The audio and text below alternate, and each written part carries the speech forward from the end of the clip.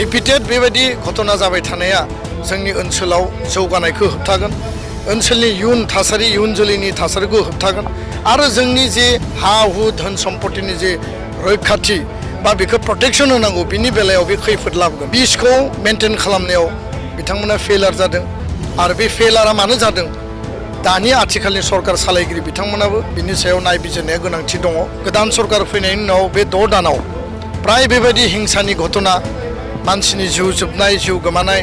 सरकारि सम्पति थासारि बेखौ सिलिंखार खालामनाय आरो सुबुंनि जिउ आरो सम्पतिनि खहा खालामनाय थासारिखौ नुनानै बियो मोनसे सोमोनांथाव थासारि बा जाथाय होननानै आङो बुंनो सानो 2020 सननि उनाव बिटिसि बिटिआर ओनसोलाव कुनु बेबायदि दाङाबाजि हिंसायारि थासारि मानसिनि जिउ आरो सम्पति खहा जानाय सरकारि सम्पति खहा जानाय जेबो थासारि जानाय जों नुनो मोनाखैमोन दा बिटिसिनि हाग्रा बिफाननि आयेना बिटिसिआव गैयैनि खोथा गैया फरेस्ट डिपार्टमेन्टआ जाबाय मोनसे ट्रान्सफार्ड साबजेक्ट 2003 सनाव जे समाव हाग्रामा महिलारिया बिएलटिनि दैदेनगिरि जानानै साइन खालामदों 39टा डिपार्टमेन्ट जोंनो हरदों आरो बे 39टा डिपार्टमेन्टआव फरेस्ट आरो बे माने रिजार्भ फरेस्ट बे डिपार्टमेन्टखौ बिथांमोना होदों जिहेतु फरेस्ट डिपार्टमेन्टआ मोनसे कनकारेन्ट लिस्ट बियो भारत सरकारनियावबो थायो आसाम सरकारनियावबो थायो आरो काउन्सिलनियावबो दङ अकल अन्थाइ बालाखौ रक्षणाबेक्षण होनाय अन्थाइ बालानि टेन्डार होनायाल' फरेस्ट डिपार्टमेन्टनि दायित्व आरो कर्तब्य नङा फरेस्टखौ कनजारभेसन खालामनांगौ फरेस्ट प्रटेक्शन होनांगौ बेयाव नेशनेल पार्क दङ रिजार्भ फरेस्ट दङ बेयाव प्रप'ज रिजार्भ फरेस्ट PRF दङ दा गोदानै सिखना जोहोलाव जोङो नेशनेल पार्क मोनबाय बेखौ प्रटेक्शन होनाया आथिखालनि सरकारनि दायित्व फरेस्ट डिपार्टमेन्टनि दायित्व हयथ' बिथांमोना डिपार्टमेन्टेलि माखासे खामानिखौ मावदों आं मावाखै होननानै बुङा मैया जालांनाय चिरां जिल्लानि जे रुनिकाटा रेन्ज अफिसनि मावखुलिखौ माखासे सुबुंफोरा बा पाब्लिक बिथांमोना फैनानै बेखौ गाग्लोबनाय लन्ड' बन्द' खालामनाय आरो बे अफिसाव जेसेबां माने प्रपार्टि दङमोन गारिनिफ्राय अफिसनिफ्राय बे जिखिनि सिलिंखार खालामबाय बेखौ नुनानै गोसोआव जोबोद दुखु मोनदों आरो गोथौयै आङो बे घटनाखौ सोंखारिदों बे थासारिया मानो जाखो आरो मानो बेखौ कन्ट्रल खालामनो हायाखिसै आरो बेयाव रायजो राजाफोरा हिंसानि महर लानानै मा कारनाव गाग्लोबफैखो बिनि सायाव मोनसे स्पेसियेल आसाम सरकार आरो बिटिसि प्रशासननिफ्राय तदन्त मोनसे इनकुवेरि कमिटि बहायनांगौ जाहाथे घटनाया मानो बबेनिफ्राय जागायखो बोरै जाखो आरो बे घटनाया जानायनि उनाव जिखिनि थासारि बेयाव सोमजिबाय जोंनि गोजोन आरो जोंनि जि मोनसे जोंनि ओनसोलाव जे मोनसे थासारि सोलिबाय थादोंमोन बे हिंसानि थासारिया जानायनि उनाव सरकारि जिखिनि प्रपार्टिजों लोगोसे मानसिनि जिउ आरो सम्पतिनि खैफोद बे खैफोदखौ लाबोनायखौ जों नुदों दा बेखायनो थांनाय 2020 सननि उनाव बिटिसि बिटिआर ओनसोलाव कुनु बेबायदि दाङाबाजि हिंसायारि थासारि मानसिनि जिउ आरो सम्पति खहा जानाय सरकारि सम्पति खहा जानाय जेबो थासारि जानाय जों नुनो मोनाखैमोन किन्तु बावैसो गोदान सरकार फैनायनि उनाव बे 6 दानाव प्राय बेबायदि हिंसानि घटना मानसिनि जिउ जोबनाय जिउ गोमानाय सरकारि सम्पति थासारि बेखौ सिलिंखार खालामनाय आरो सुबुंनि जिउ आरो सम्पतिनि खहा खालामनाय थासारिखौ नुनानै बियो मोनसे सोमोनांथाव थासारि बा जाथाय होननानै आङो बुंनो सानो बेखायनो मैयानि जि घटना बे जाहाथे पुनराबृत्ति जाया बिटिआरआव बिटिसिआव कुनु हिंसानि थासारि जाया कुनु संघात आरो कनफ्लिक्ट दाजाथों आरो बेखायनो बिनि सायाव तदन्त नांगौ आरो सोर खालामदों मारै खालामदों मानो खालामखो दायनिगिरिया सोर बिनि सायाव बिसार जानांगौ आरो बयखौबो गोजोन आरो सान्थि लाखिनो थाखाय आं खावलायदों आरो बे बिथिङाव आथिखालनि सरकारा थारैनो रैखाथि होनायाव बा जोंनि जिबन आरो सम्पतिखौ रक्षणाबेक्षण होनायाव गोजोनखौ गोजोर खालामनायाव गोजोरै लाखिनायाव पिसखौ मेनटेन खालामनायाव बिथांमोना फेलार जादों आरो बे फेलारा मानो जादों दानि आथिखालनि सरकार सालायगिरि बिथांमोनाबो बिनि सायाव नायबिजिरनाया गोनांथि दङ कारन रिपिटेड बेबायदि घटना जाबाय थानाया जोंनि ओनसोलाव जौगानायखौ होबथागोन ओनसोलनि इयुन थासारि इयुन जोलैनि थासारिखौ होबथागोन आरो जोंनि जे हा हु धोन सम्पतिनि जे रैखाथि बा बेखौ प्रटेक्सन होनांगौ बिनि बेलायाव बे खैफोद लाबोगोन दा बेखायनो आथिखालनि सरकारखौ आं खावलायदों काउन्सिल सरकारखौ हाग्रामा महिलारि दैदेननाय सरकारखौ जे बिथाङा ल' एन्ड अर्डार सिटुएसन आरो पिस मेनटेन खालामनायाव जि फेलार जादों बे फेलारनि सायाव नायबिजिरनानै सरकारा दायित्व लानानै खामानि मावनांगौ खोथाल' बुंबा जाया खामानिखौ बोरै मावगोन पिसखौ बोरै मेनटेन खालायगोन लामा दालां स्कुल कलेज बानायनाया जौगानायनि खामानि किन्तु जोंनि जिबन आरो सम्पतिनि निरापत्ता गैयाबा सरकारि सम्पतिनि जुदि निरापत्ता गैयाब्ला बेयाव जौगानायखौ लानानै जोङो सिमां नुगोन फारसेथिं जोंनि रैखाथियानो जेराव खैफोद गोनां जानानै फैगोन बेनि फारसे गोथौयै नायबिजिरनांगौ आरो बे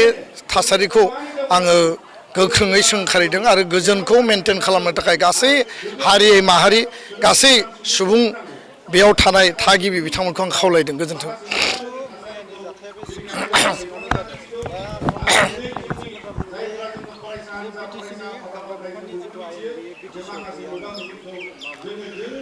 ना बिटिसिनि हाग्रा बिफाननि आयेना बिटिसिआव गैयिनि खोथा गैया फरेस्ट डिपार्टमेन्टआ जाबाय मोनसे ट्रान्सफार्ड साबजेक्ट 2003 सनाव जि समाव हाग्रामा महिलारिया बिएलटिनि दैदेनगिरि जानानै साइन खालामदों 39टा डिपार्टमेन्ट जोंनो हरदों आरो बे 39टा डिपार्टमेन्टआव फरेस्ट आरो बे माने रिजार्भ फरेस्ट बे डिपार्टमेन्टखौ बिथांमोना होदों जिहेतु फरेस्ट डिपार्टमेन्टआ मोनसे कनकारेन्ट लिस्ट बियो भारत सरकारनियावबो थायो आसाम सरकारनियावबो थायो आरो काउन्सिलनियावबो दङ अकल अन्थाइ बालाखौ रक्षणाबेक्षण होनाय अन्थाइ बालानि टेन्डार होनायाल' फरेस्ट डिपार्टमेन्टनि दायित्व आरो कर्तब्य नङा फरेस्टखौ कनजारभेसन खालामनांगौ फरेस्ट प्रटेक्सन होनांगौ बेयाव नेसनेल पार्क दङ रिजार्भ फरेस्ट दङ बेयाव प्रप'ज रिजार्भ फरेस्ट पिआरएफ दङ दा गोदानै सिखना जोहोलाव जोङो नेसनेल पार्क मोनबाय बेखौ प्रटेक्सन होनाया आथिखालनि सरकारनि दायित्व फरेस्ट डिपार्टमेन्टनि दायित्व हयथ' बिथांमोना डिपार्टमेन्टेलि माखासे खामानिखौ मावदों आं मावाखै होननानै बुङा आरो थांनाय समाव रायमना नेसनेल पार्क सिखना जोहोलाव नेसनेल पार्क मोननै नेसनेल पार्क जोङो क्रिएट खालामदोंमोन एबसुनिबो दाबिमोन आरो थांनाय समनि प्रमद बर' जि सरकार बे सरकारनि दाबि आरो खावलायनाय बायदि आसाम सरकार भारत सरकारा मोननै गोदान नेसनेल पार्क फोसावदोंमोन जुदिअ जोंनियाव मानास नेसनेल पार्कआ दंखायोमोन दा बेखौ प्रटेक्सन होनाय बेखौ रैखाथि होनाय बिनि बाफार जनाव रायजो जानाय सुबुंफोरखौ बुजाय आजायहै जाहाथे गोदानै फरेस्टआव एनक्ल'ज खालामा बा कुनु कारनाव फरेस्ट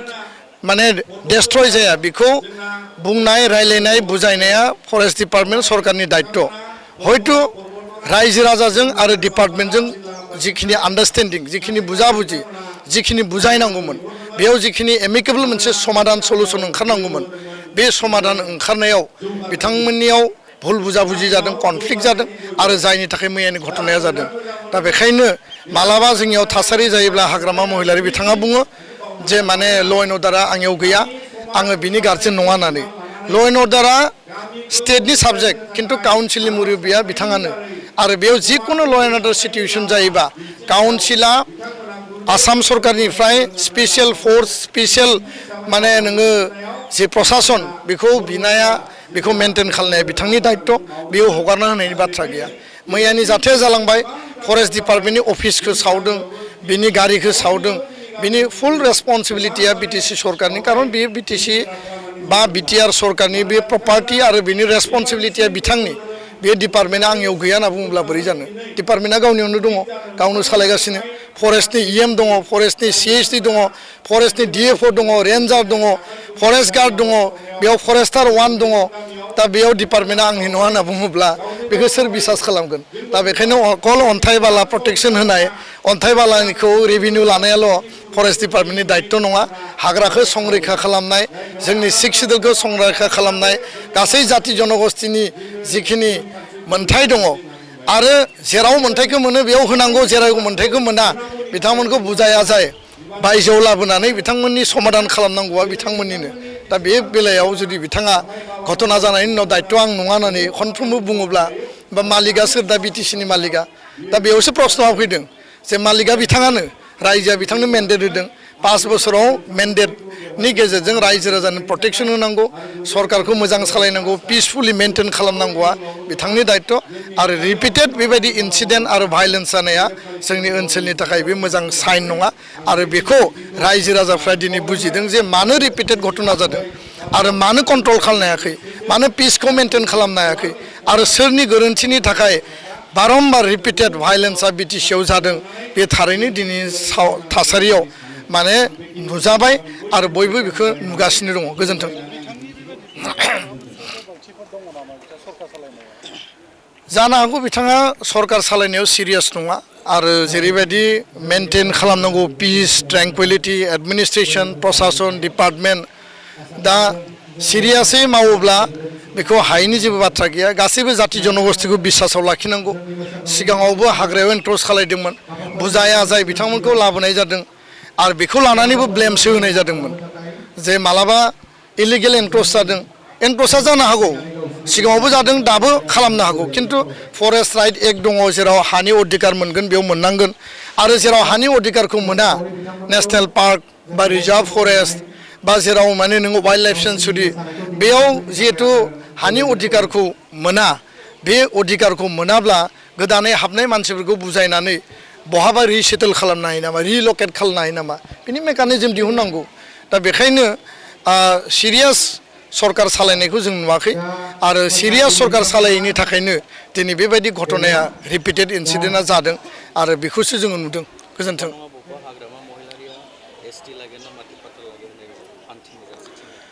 ना बिसायख'थिनि समाव गोबां माखासे बाथ्राफोरखौ बुंदोंमोन बे कमिटमेन्टखौ बिथाङा मावफुंनो हायाखै आरो जाति जनगोष्ठीनो भुवा कमिटमेन्ट होनानै जे अबास्तब जे बास्तब कमिटमेन्ट बेखौ मावनानै हो आरो जिफोरा अबास्तब आनप्रेक्टिकेल बे आनप्रेक्टिकेल कमिटमेन्टखौ होनानै बिथाङा दिनै गावनि आथिङावनो रुवाखौ दानना लानाय बायदि नुदों दायो आङो सोंखारनो लुबैयाखै सोंखारनायनि सम नङा दा बेखायनो बास्तब खोथाखौसो आङो आंनि उपलब्धिनिफ्राय बे खोथाखौ फोरमायदों गोजोन्थों